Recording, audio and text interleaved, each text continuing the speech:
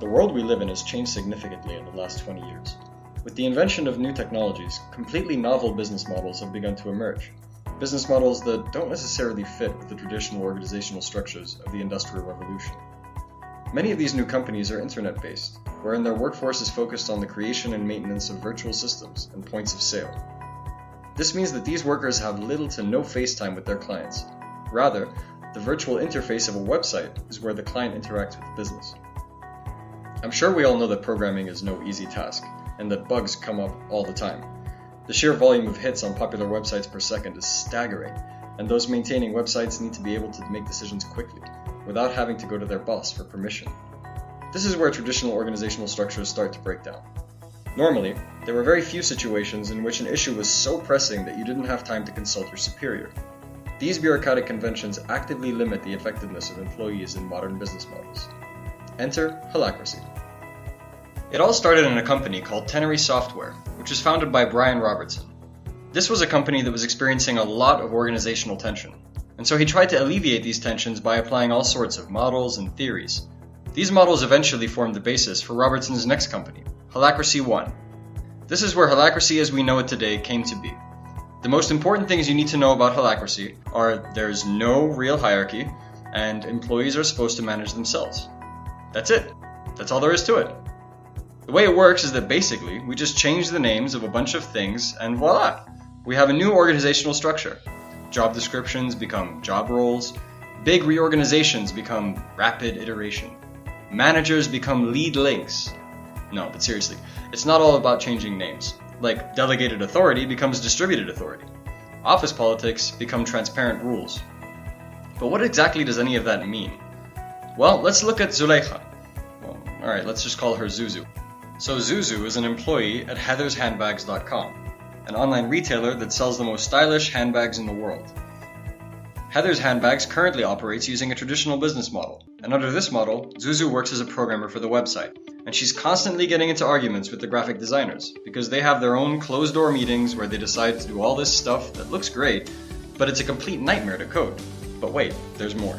Zuzu also got totally shafted at the beginning of this year when the company revamped their organizational structure and she found out that she has 3 new bosses, which means she has to report to even more people. Zuzu thought about complaining about it to her original boss, but he'd probably just say, well, that's the way we've always done things. In fact, he probably wouldn't even be at his office. He always manages to disappear in the middle of the afternoon. One time when he was out of the office for a good 2 hours, the website crashed, and Zuzu didn't have the authority to access the system so she could fix it.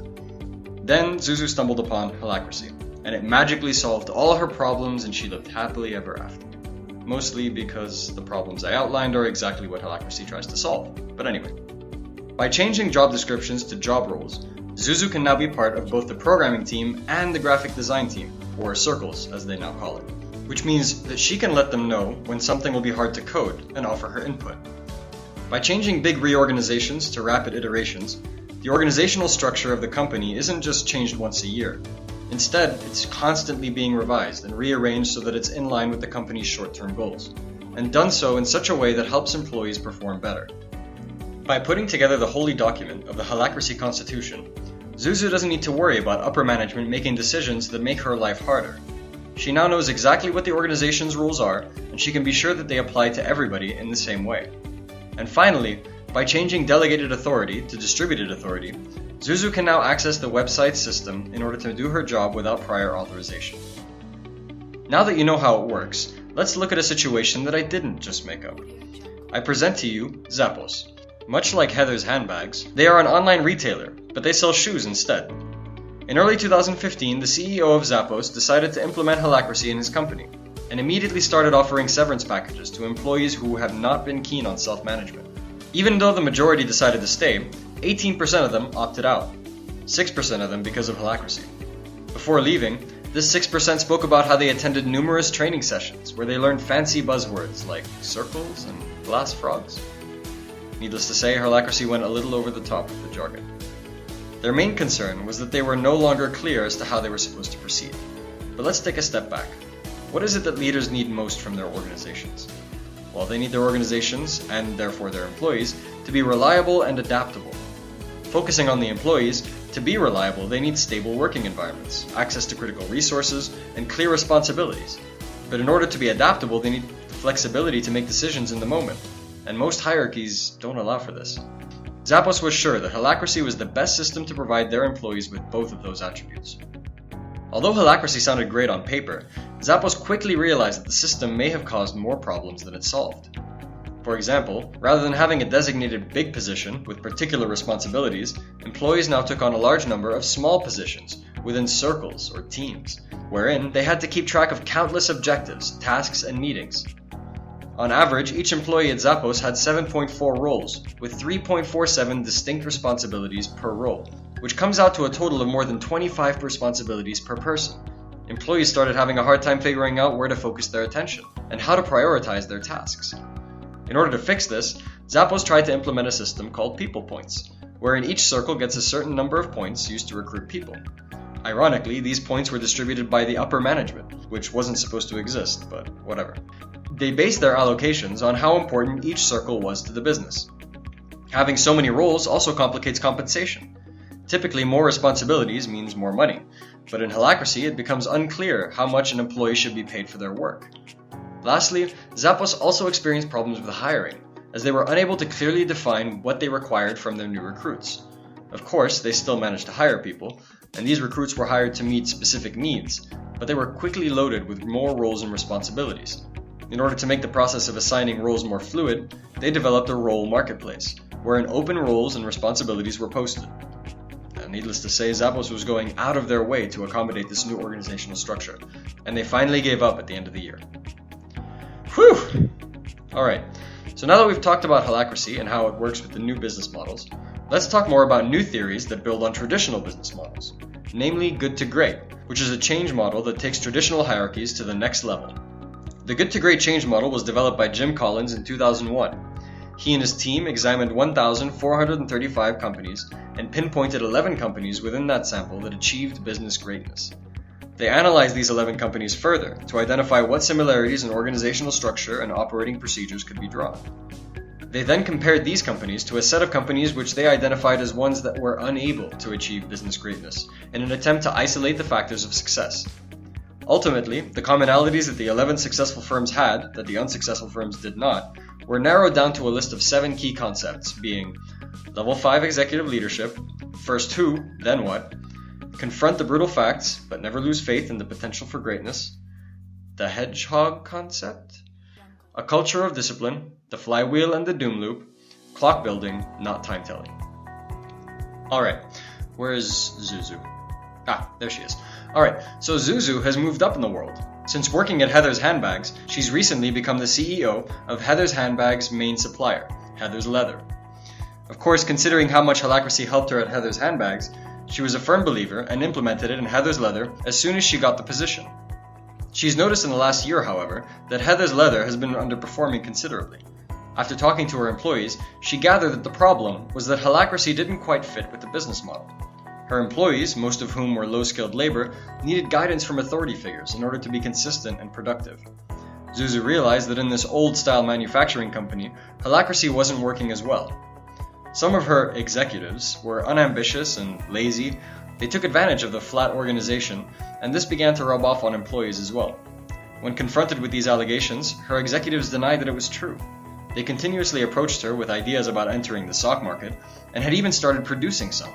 Of course, this had a huge impact on the productivity of the employees, and therefore the company as a whole, because they were no longer moving in a uniform direction.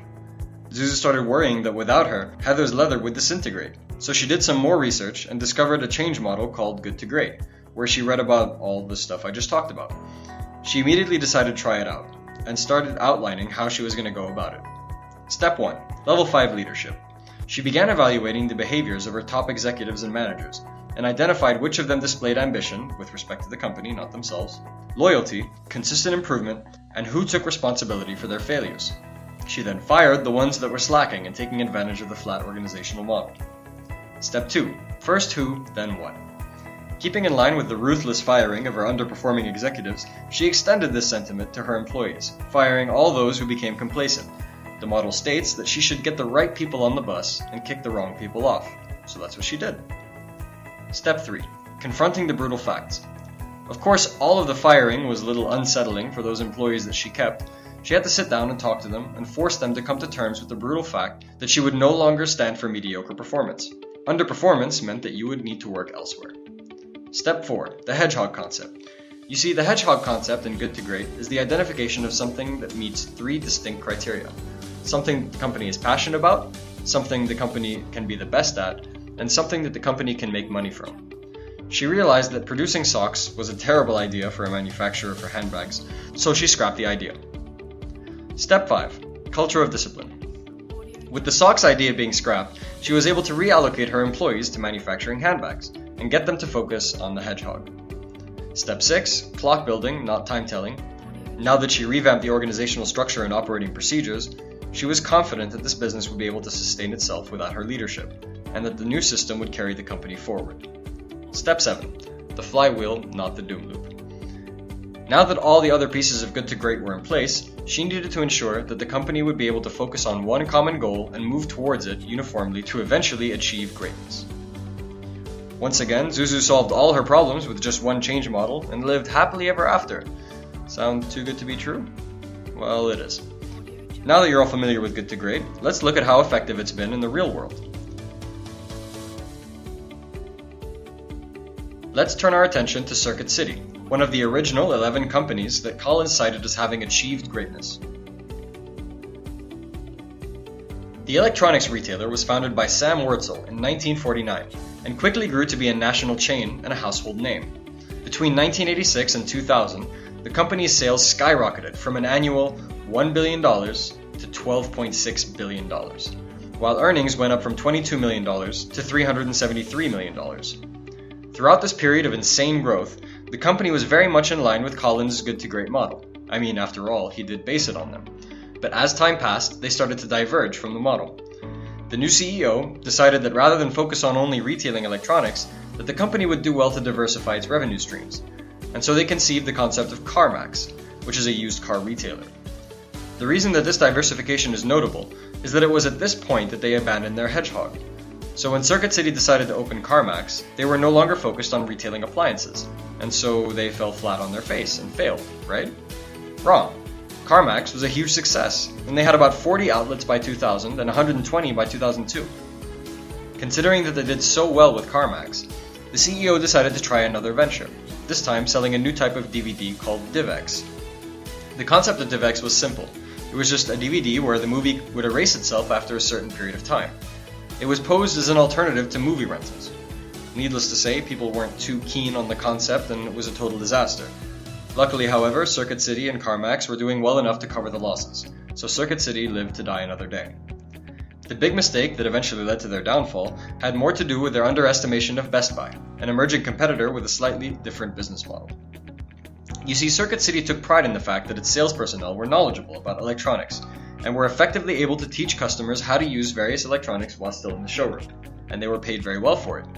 Of course, that money had to come from somewhere, so as you can imagine, the products sold at Circuit City were a bit more expensive than average.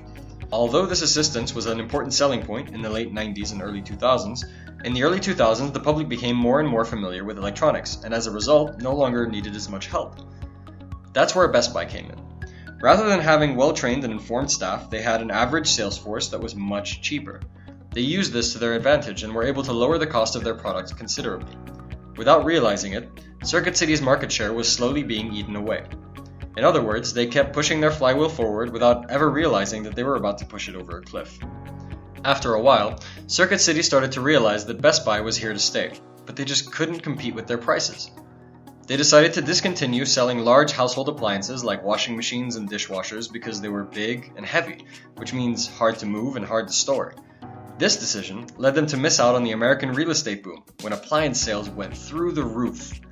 Worn down and beaten, Circuit City finally decided to let go of their well-trained sales force, firing 3,900 employees in just one day.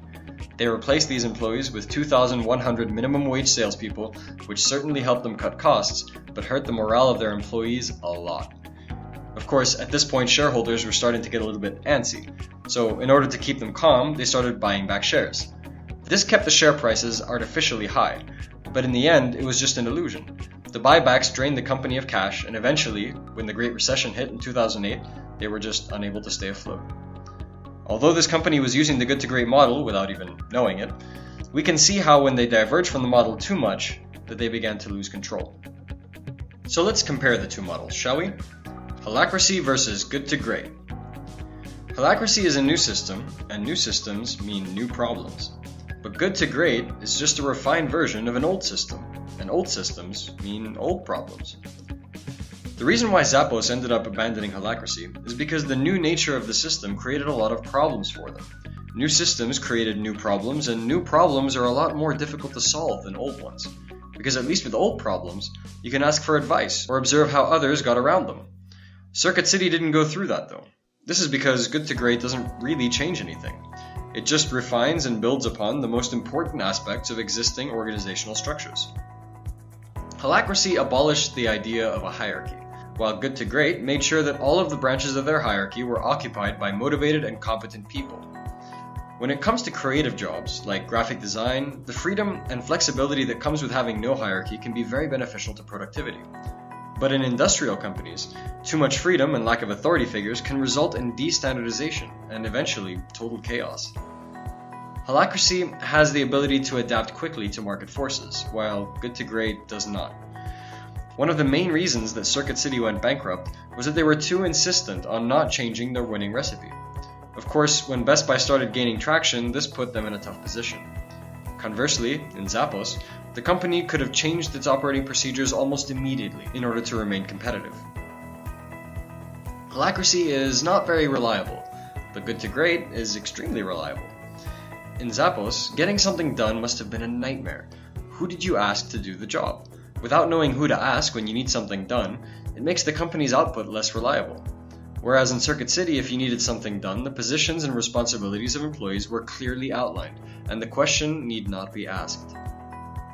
Holacracy seems to be better for businesses that are growing fast, and companies that don't have a clear idea of where they really want to go. Some examples of companies where Holacracy fits better are startups, or companies that have a lot of separate but interrelated services, like telecommunications, or creative companies like graphic design firms and advertising agencies. But good to great is better for industries that are well established. It's also better for companies that have clear vision of their future and require structure based on strong leadership and corporate culture.